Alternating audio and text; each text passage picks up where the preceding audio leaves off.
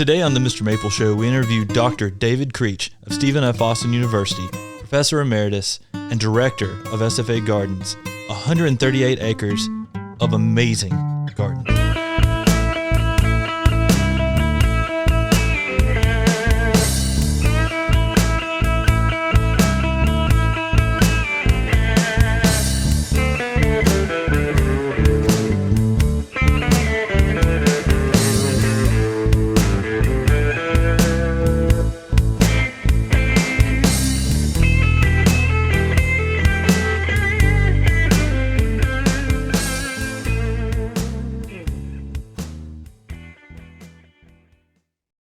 Hey guys, welcome to the Mr. Maple Show. We've got a great guest for you today. Tim and I are here in the studio with Dr. Creech. Yeah, and many people know Stephen F. Austin University. I think many people first really started knowing Stephen F. Austin University when Stephen F. Austin ended up beating Duke, and it was the huge upset. That's how the North Carolinians are counting it. We're big fans of North Carolina basketball here, and when we saw them beat Duke, they became super famous. But really what they should be famous for is the gardens that you created there. I mean, it's one of the best gardens in the South. I love all the gardens at Stephen F. Austin University. So, Dr. Creech, can you hear us here on the line? I can. You're coming in clear. I wanted to talk to you a little bit about how did you get into horticulture? I know you've got a renowned career, and we'll get into that more, but what kind of started your passion for horticulture? Well, I started off at Texas A&M back in 1966. I was an agronomist, really. I was interested in feeding the world. I had lived overseas as a kid. My father was in USAID in India, East Pakistan, and Burma, so I had a bent towards field row crop production and genetics, et cetera. But about 1 year into it, into the program, I switched over to horticulture, and it was due to J.B. Story and Hollis Bowen and Homer Blackhurst and some professor I had over there. And at that time, ornamental horticulture wasn't very big. It was mainly fruit and vegetable, kind of commercial production.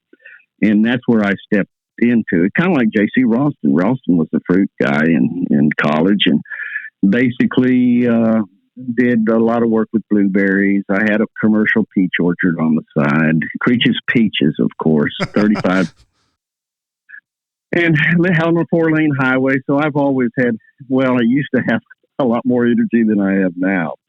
But I really enjoy growing plants in general. And so when I got my PhD in fruit physiology, really, I took the job here at Stephen F. Austin as a young, energetic assistant professor. And really for the first 7 years, I put a pretty good strong focus on fruit and vegetable. We had row crops, we had blueberry plantings, etc. But I woke up in the middle 1980s. You guys weren't even born probably, but basically the enrollment had fallen to pieces.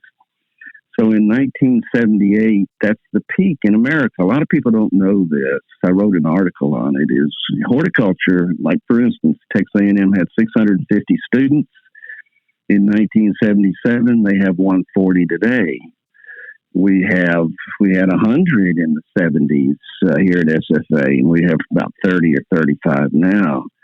You cannot get a BS degree in horticulture in Louisiana anymore. I mean, it's a program that really got hit in the 80s and recovered a little bit, and there's some standout programs, but it's been a tough adjustment in a lot of ways. And in the 1980s, fruit and vegetable production became uninteresting as an emphasis. But the ornamental world just blew up, and basically I started a garden in 1985.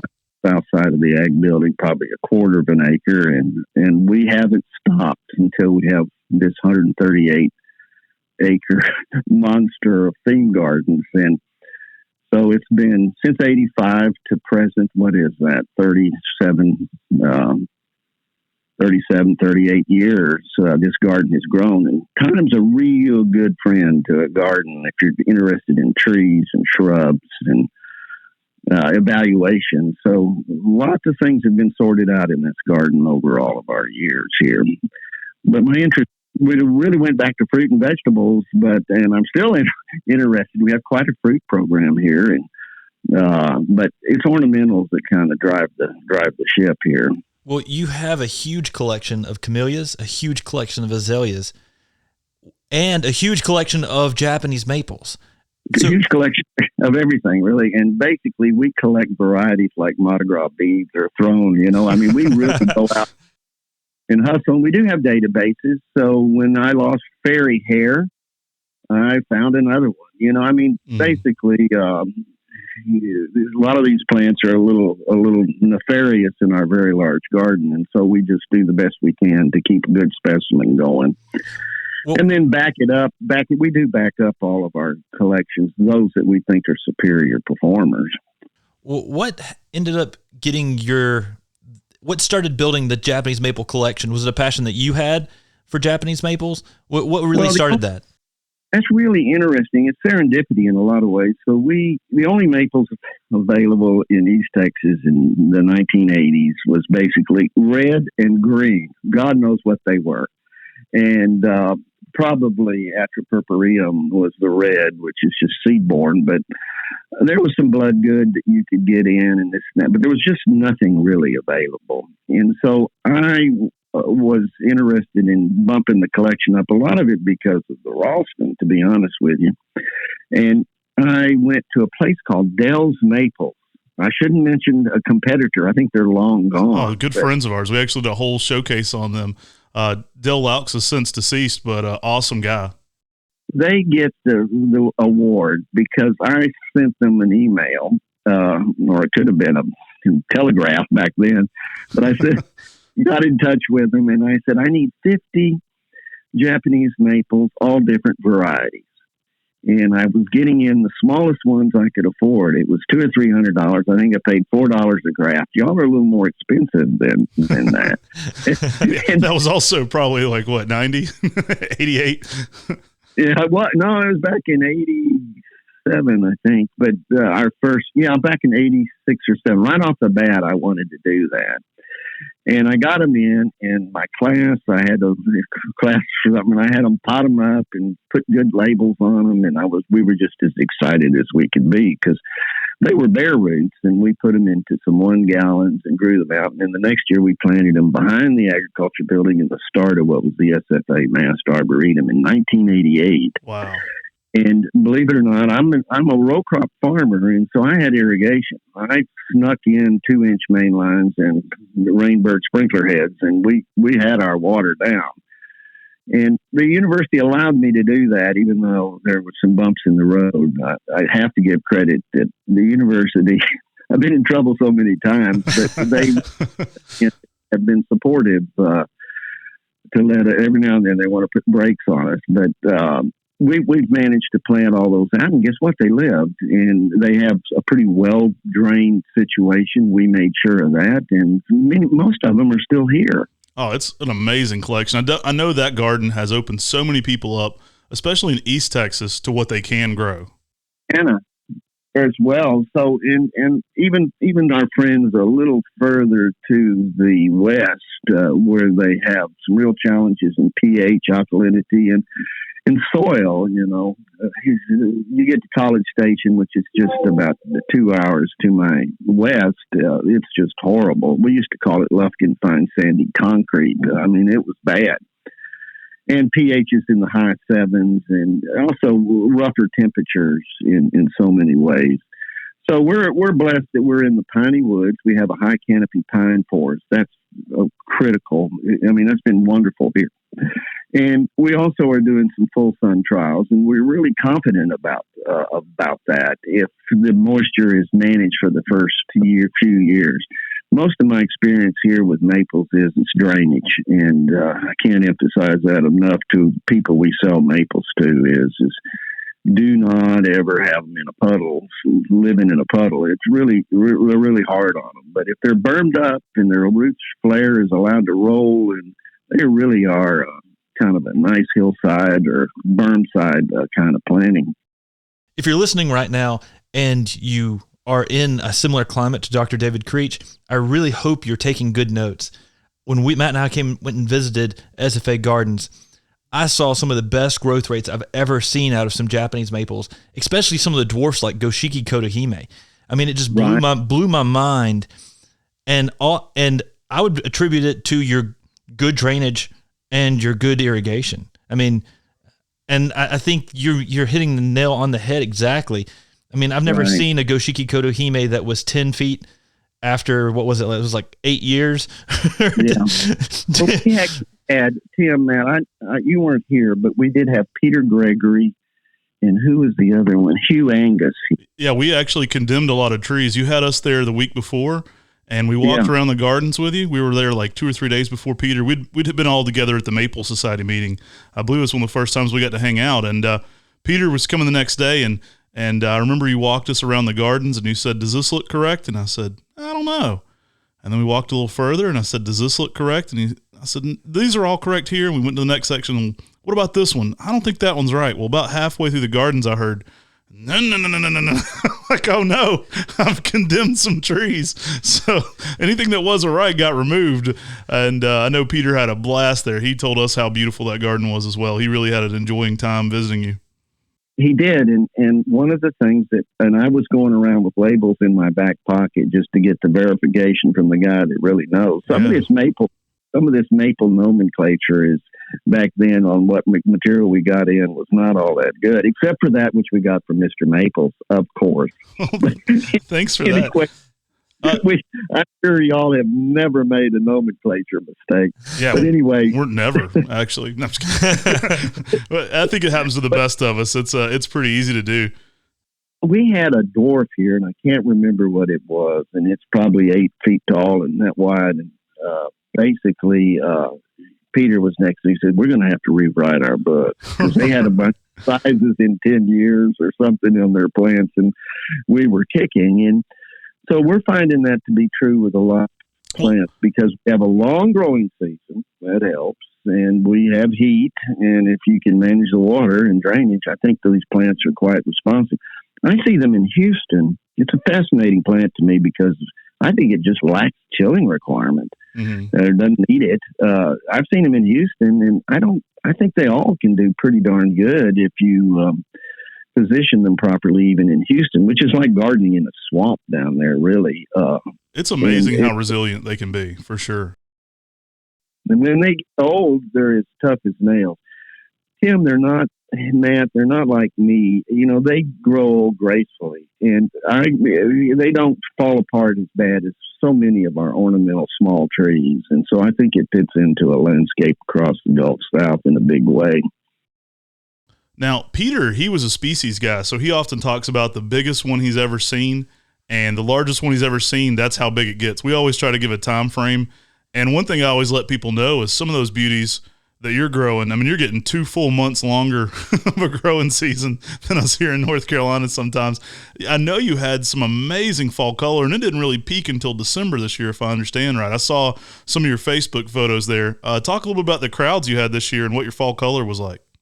Well, it was a real surprise. I was away on a conference somewhere, and I left a little discouraged about the color. It was the end of November, and it was still kind of greening up. We had very few frosts. It was a real problem. Didn't have any frosts, really, and so we were full foliage on everything. And I came back in 4 days, and it was boom. I mean, it just turned overnight, and then it hit peak, and we, of course, Facebooked, and we had so many people, filled up the parking lots. They were parking at Kroger's. It was really crazy. And it was quite busy, and we had a lot of people that had timed some tours for that, so we were handling them. And it was really a celebration, and it kind of surprised me how good the show was because we've been through hell here with, I'm not allowed to say that, but we've been through a lot of problems here for the last 2 years with climate. We had a record -4 in February of 2021 that just wrecked this garden, except for the maples. And then we had a 9-degree event that y'all don't know about that was devastating on December the 23rd of this last year, just a few weeks ago. Mm-hmm. And this is interesting. That freeze did impact some of the show on the later ones. We had Ryusin, for instance, that was green, and that hit. It never had a chance to show its color. It can color.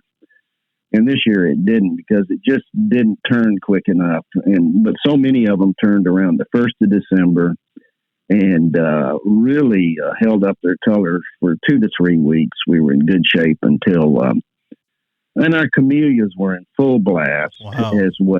And then December 22nd, without any previous, it's been a mild November and December, we went to 9 degrees. And I'm telling you, the 9 degrees did more damage, in my opinion, to lots of plants here. The azaleas, a lot of them just really burned back, and we have indicas and karume collections that are forever. And they've been hurt. And none of the natives, none of our deciduous collections, the Australians and all the hybrids that are out there, Canescens and Flavescens, all of them, they came through in good shape.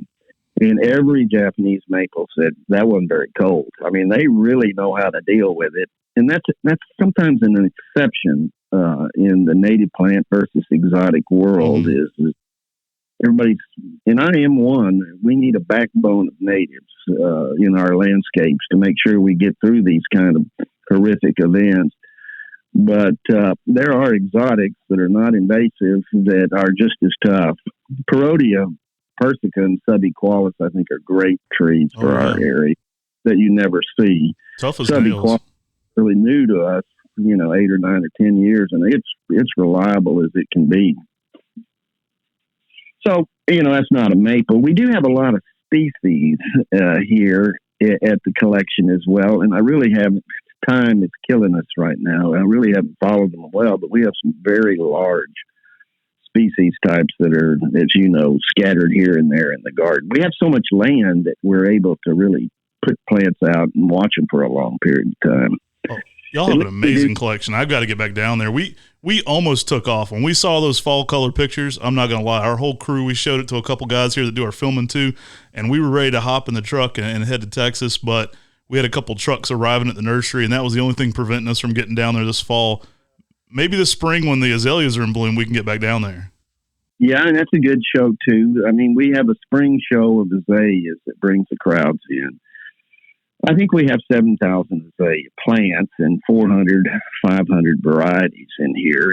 We do have it mapped, and we do have it databased with Excel and accession lists, et cetera. But right now, we have a lot of catching up to do on paperwork. COVID was really hard on our program, just in terms of income, and we've had some epic problems here at SFA with enrollment. So we're going under the University of Texas, evidently, and depending on the legislature, which is meeting pretty soon. And so I think that's going to be quite a change here at this university to be part of the system. We've always been more, there's only 2 left in the independent state university system here. So everybody, Texas A&M, Texas Tech, University of Texas, and the Texas state systems have swallowed up most of the universities into systems. And there's good reasons for that in terms of efficiency, et cetera. So I personally am looking forward to the University of Texas. We have an affiliation at our Native Plant Center with the Lady Bird Johnson Wildflower Center, and I think it's going to be enhanced. Oh, cool. So that's my high hope. Of course, it's the university, and there's always surprises. Right. Well, Matt and I started carrying native azaleas the last few years, and I think we've probably got right now we have over 100 varieties of azaleas between natives and evergreens on our website. It's probably 50-50. Yeah. So, I mean, we like them quite a bit too. You've mentioned how many azaleas you have. How many different Japanese maples cultivars do y'all have? Well, the database is probably pretty accurate. We have about 450 varieties. Wow. I mean, that's got to be one of the largest collections of maples in the South by far. In the U.S. and in the United States as well. But for the South, for Texas, I mean, that is spectacular. We definitely have the most in Texas. But having the most of something doesn't mean much. Really, it's strictly depends on what it is. But you've got the quality too. I mean, you go through there and you've got large specimens that have space to grow, that are showing off. I mean, it's not quantity that so impressive. It's the quantity of the quality that y'all have at SFA that make that garden so special. I appreciate appreciate that. Tell the University of Texas that it's worth supporting. Listen, the other thing that's fascinating about this is that, with this climate disruption, and we had a horrible flood in 2021 too that was devastating, but we do have this is a bottomland planting, as you already know, Tim and Matt, and basically every so often, every few years, we'll have an epic flood, and it goes into the gardens, but everything is drained. We have 46 beds in the Ruby Mize, and every big bed is connected with culverts under the trails, and so we do get the water off. Our goal is when we walk through after a major flood, major rain, is we look for puddles, and I flag them, and we in the ditches, and so we get this thing chugging again, so that the rain hits and it's out of there, as opposed to pooling for days. And that's a problem in those areas where we've lost a few. It's usually drainage, but it's almost always drainage. Now, I know last time we were visiting, the wild hogs were a big issue. Have you had any relief there? I have stories on wild hogs here that I cannot get into because I'd end up being fired or something. But wild hogs are coming from the north, and they are drought year problems. So if there's the drought going on, they invade Nacodoches, the suburbs along the Lalana Creek, and just make it tear up. And they have been an issue. We have been taking care of hogs, kind of an old East Texas cowboy way, but I can't really discuss it. Sounds good to me. All the maples that you're growing, what is possibly your favorite maple? I may know this, but we'll ask two different ways. I know the favorite species. Do you have a favorite Japanese maple? My favorite species is Acer Scoochie. Is that right? That's what I was going to guess. I thought you might have a small affinity for Acer Scoochie. I definitely wanted to get into that with you. We are promoting that maple from Mexico just because it's tough as nails and should be grown more. But basically, I'm kind of a tree type, so I'm real impressed over the last few years with Red Bear, and I'm real impressed with the magnificence of Siriu, and it's huge. Oh my God, what a beautiful tree! And so I hate to answer those kind of. I have lists that these are my favorites, but to be honest with you, my favorite is what I'm standing in front of, and that's really true. I'm also a hime guy. Is that how you pronounce it? The toadstool type. Mm-hmm. That's what I've always said it. And they don't have the most magnificent colors sometimes, but I really love the form on the himes. And when you have a 35-year-old Odo hime and a Yatsubusa hime, and I really enjoy those plants, and people want to go pet them. I don't know if you know that. I have pictures. They're typically they go over and they just kind of pet it. So tell me a little bit more about this affinity for Acer Scoochie. I know you've really helped popularize the species. I know they're super durable for you there in your area, and it's really become something that's gotten out there because of you. Yeah, well, it is actually going into the trade, and it is in the trade, and we're excited. Problem is seed source and some other things, but it's really an interesting plant. It comes out of the San Madre. With ours come really out of the Tamaulipas area, and basically these were collections back in the 1980s when you could go to Mexico and do things, and it was wonderful. And I used to travel with Lynn Lowry in Mexico, 6-7 trips, and some of the John Ferry folks and Carl and John, and that plant ended up in our garden in 1987 on the south side of the head house, and ended up at John Ferry Garden. And theirs is in a forest, and it's tall, and you can't see the lower. I mean, it's a tall guy, and ours is in a full sun spot, so it really showed itself when it got released. And it finally started making seed after 8 or 10 years, and we have scattered it far and wide because it does so well in Central Texas. Mm-hmm. Tim and Matt, that's really the answer, is they can't grow a sugar out there. They can grow, big twos, but it's slow and small. And this thing has done real well under tests in San Antonio, Austin, Dallas, Fort Worth, etc. And we can report it survived -4, which shocked me in a way, looking at where it's from, cloud forest. And so many of the Mexico oaks are in the same category. They kind of scooted on through this thing. My Rhizophylla oaks, they stayed evergreen. That's the -4 event. I can definitely tell you they've taken -4 here. One you gave us is actually featured on Main Street in Hendersonville, North Carolina, in front of the visitor center. Yeah, it's about a 20-foot tree now. And it's doing okay. It's doing great. And y'all are in the Arctic. We're 6B here, so I mean, it's not uncommon for us to get, I've had -9 in the last few years. That tree was definitely out for -5. So basically, when we had the ice ages, that maple was shoved south, and basically it carries the genes of hardiness like so many of the oaks in Mexico do, which is a really key ingredient. The other thing on the Mexico oaks, I know this is maples, but the Mexico oaks are the evergreens, seem to be pretty darn evergreen. They may be tardily deciduous, but they also seem to be resistant to tent caterpillars. Did you know that? I did not. Actually, I did because I've talked to you about it, but I didn't know it before. I heard it from you before. That's just an observation, no data. So, Dr. Creech, I know that you've done a lot of work with China and taxodiums, and you've been one of the more prominent people with taxodiums in the world, and especially in doing all these different cultivars and these hybrid species. Can you talk to us for a minute about that? Well, I have had a little history. That's one of the only benefits of getting old is that you have a history with a plant, I guess. But basically, we started back. I planted ball cypress in the '60s, and in the 1980s, really it wasn't. We're in some collections, so I put together a lot of varieties here. I think we have all of them. I think us in Moore Gardens may have the two best collections in Moore Botanical Gardens down at in South Carolina, or is that North Carolina? It's in South Carolina.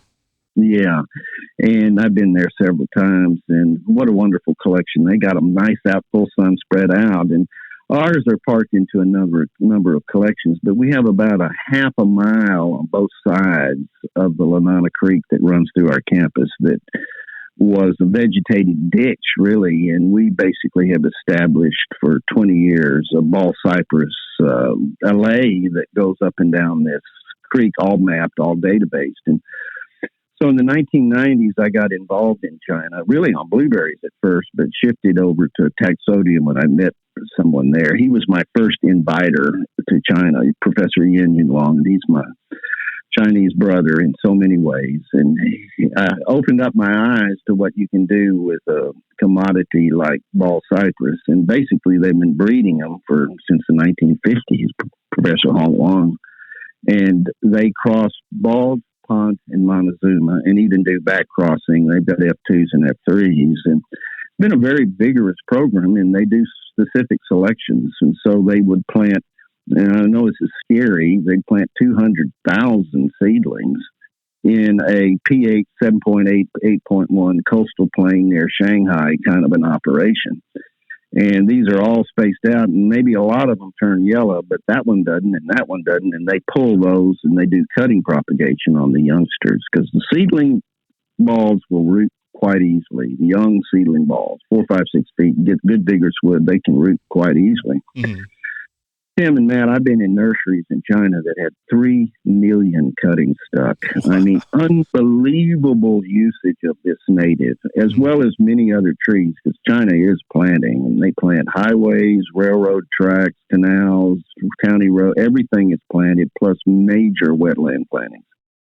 So one of the most fascinating things I ever heard in horticulture was you telling me about the submersion of some of these. I thought that just blew my mind. I definitely want to get you talking about that. I thought that was just unreal. It was like superpowers. It's actually crazy, and pictures don't lie. But basically, in the Three Gorges project, which is this giant lake in the mountains it has the largest dam in the world, and it's just incredible the scale of their effort there, because they went to the World Bank to get the money, and they couldn't. They said it's not possible to do that, and basically it's about 25% of the power, hydroelectric power, that goes into the southeastern population centers of. We're talking about a country with 1.3 billion people. They're getting after it. Solar, wind, everything they can possibly do. And they have a government that can make things happen tonight. They don't have to fill out a form all the time. The next thing you know, they're bulldozing the world. It's crazy. So they have this high erosion area with a 120-foot fall on the lake. The Three Gorges will be high level. It's 120 feet above where it is at low level, and it corresponds with the season. And so they basically had miles-long projects 15 years ago where they planted them at the low water mark and then go up 20 feet, plant, and they this buffer along the edge of the lake. So I was there. I've been there. I've been shaking my head at this project. And basically, when the waters start to rise, they do rise over these young plants. And they go 60 to 80 feet above the plant. And then the low water mark comes back and they have a time to come out. And they come out, I watch them. They basically can see what they look like. And they're covered with moss and trash and everything. How many months would you say they're submerged for? How long is that submersion period? We've done experiments, and I actually did an experiment here. I never published it in a journal, but I just wanted a rough thing. And I took burlap bags, 3 1-gallons, and a rock, and I threw them into the middle of my lake. I have a lake here about 18 feet thick. And I had ropes on each one of these bags. And I threw it in November, and I just started pulling them once a month. I'd pull a bag and plant it once a month. And I went all the way to the end of my bags, and they would still come out. Wow. That was like 8 bags. I was up in June, I mean, they'd been. That's wild. So they do have an amazing, I don't know how long they can stay under, but they stay under 5 or 6 months on the Three Gorges project. And these trees were in leaf when they were getting submerged, then going deciduous underwater, basically, then reemerging. It does start to rise. They get a wintertime deal, and basically it's by the time the winter starts, they're usually pretty full. They have a monsoon in September and October and November, and so they go under. So they get probably March, April through September, that they're kind of have a chance to see some sunlight. And basically, they seem to survive. They have another project in the north, and it's coal pits. And basically, they don't fill the coal pits. They create agroforestry tourism, and they've planted these 600, 700, 800-acre coal pits. And they're maybe 20 to 30 feet deep, but they don't let water in, but they catch the rainfall. And they planted the bottom of those and to 20,000 bulbs, and they go underwater occasionally. And and then they build canals in them and have little shops, and it's just what China does. But it's a unique species that way. But you guys are maple guys, and so I do think that it's an interesting plant, and we do propagate some of these clones. We've settled on one clone in the ball cypress world, and it's Taxodium 406. We've been allowed to name it Lanana, and this is a Montezuma bald cross, and it is very fast. It's extremely alkaline salt tolerant. It doesn't get the Cercosporidia that is a spot on the leaves. And a lot of people say, oh, my trees are going dormant, but a lot of times you have Cercospora. It's a typical problem across balds. You take a Western Montezuma and bring it here, it gets it pretty bad usually. Not always. Some of them are resistant, but it is a problem.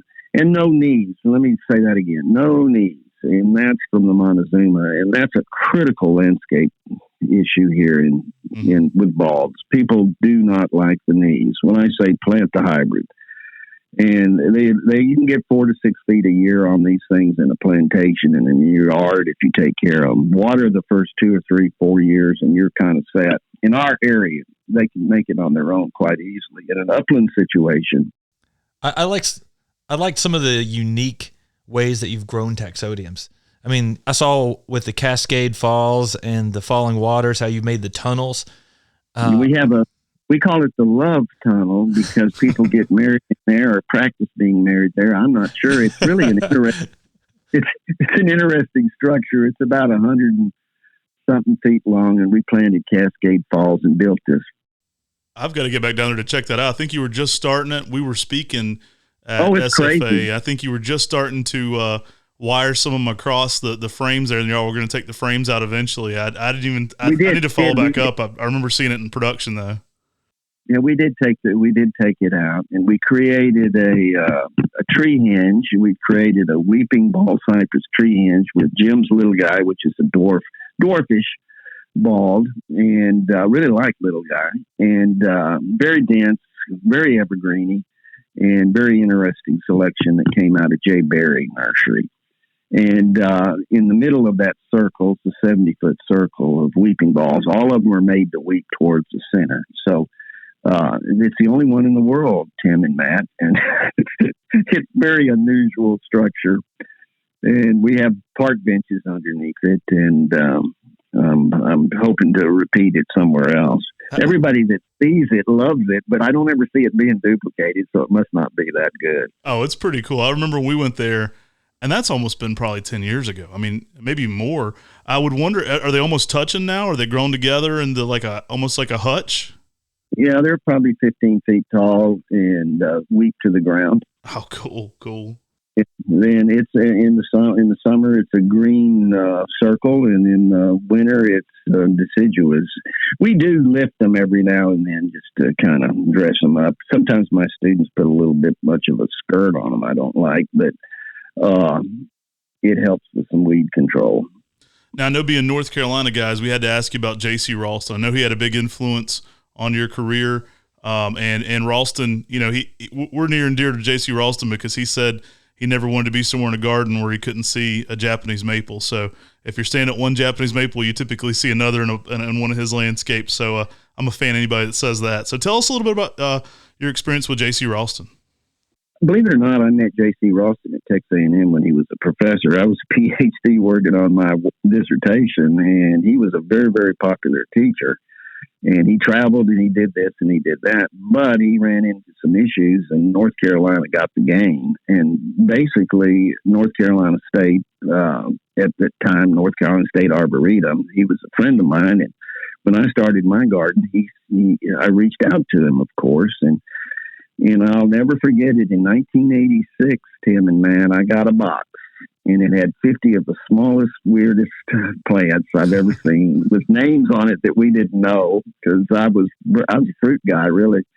And my students and I potted them all up into 1 gallon. They were little precarious critters, rooted cuttings, small rooted plants.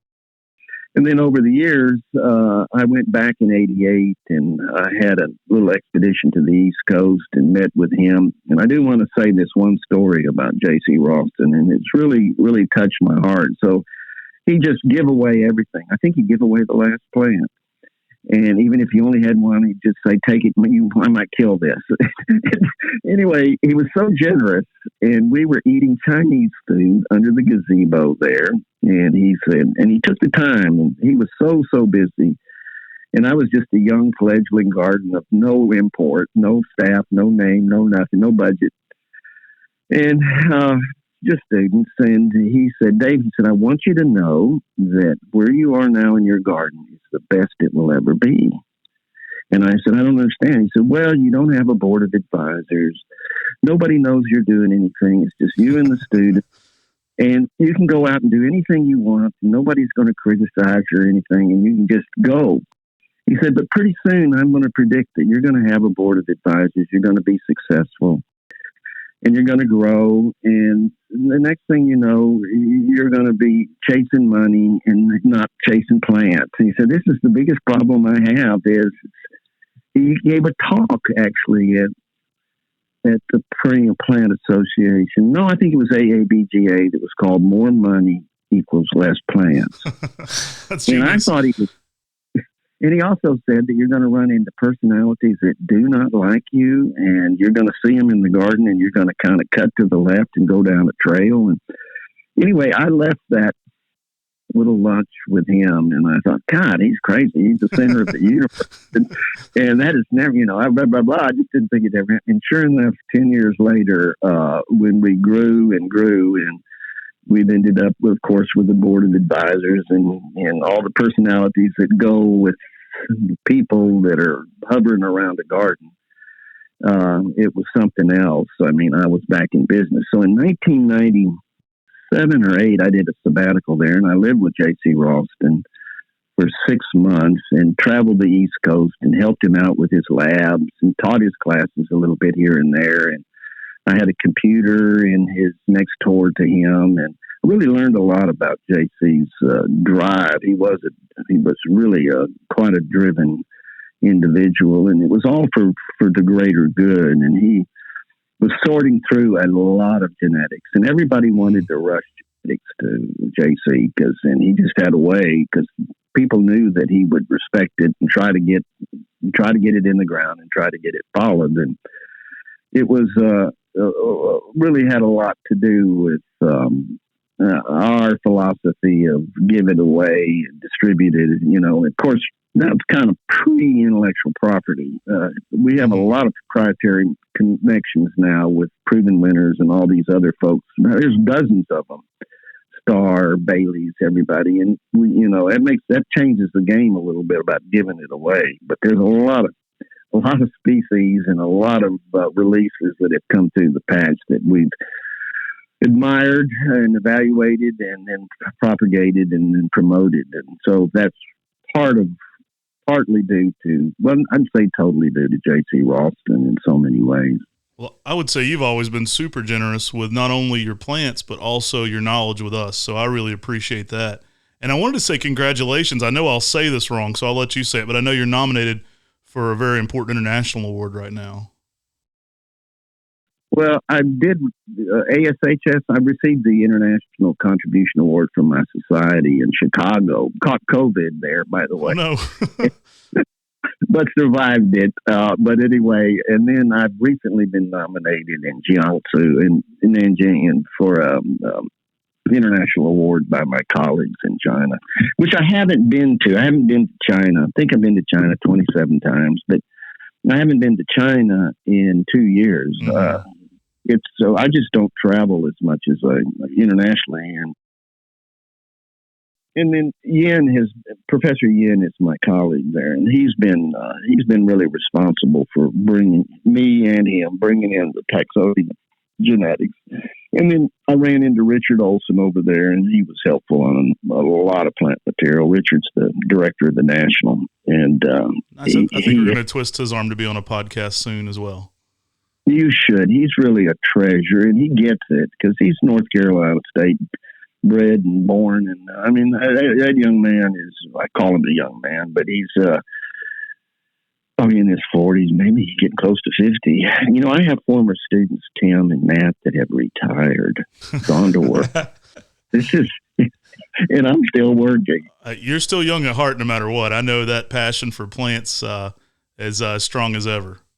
Well, everybody says, I'm half-time. Are you working more than 20 hours a week? And I say, I've never worked a day in my life. And in a lot of ways, I really haven't. I mean, you're paid to garden. It's not really punishment. I'd be doing it anyway. So it is, it's been a great, great ride, and always something exciting in a public garden, particularly at a university.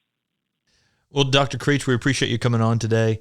We appreciate you talking to us about your affinity for maples, about all your taxodiums and your travels in China.